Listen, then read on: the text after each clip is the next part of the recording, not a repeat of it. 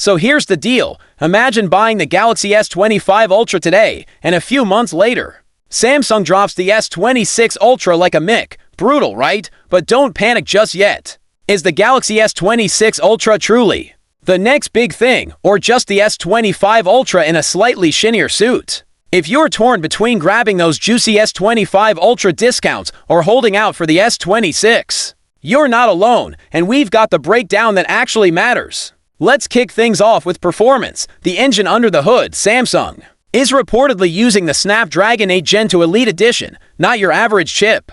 Think 30% faster graphics, 25% more CPU power, and upgraded multitasking jobs. Plus, we might be getting a 16GB RAM option paired with next-gen memory tech. Translation: this thing could open 30 to apps, stream your life in 4K, and still have time to remind you to drink water. Now let's talk camera. No, you're not getting to the OOMP lenses. This isn't NASA. But the S26 Ultra keeps that to OOMP main shooter, just with a sharper HP to sensor upgrade.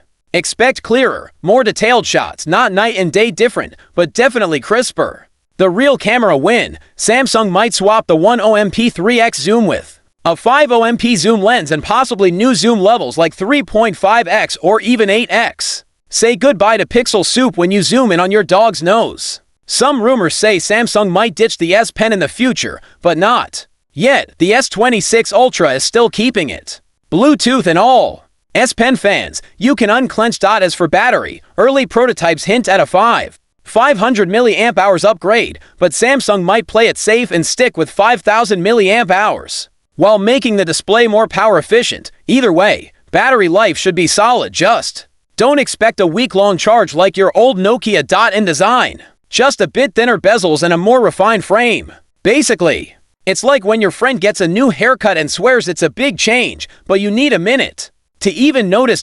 So what's the bottom line? If you can score an S25 Ultra on discount, you're still getting one of the best phones out there. But if you're after performance gains, camera tweaks, and that fresh flagship feel, the S26 Ultra could be worth the wait. What do you think? Is the S26 Ultra tempting enough to hold out?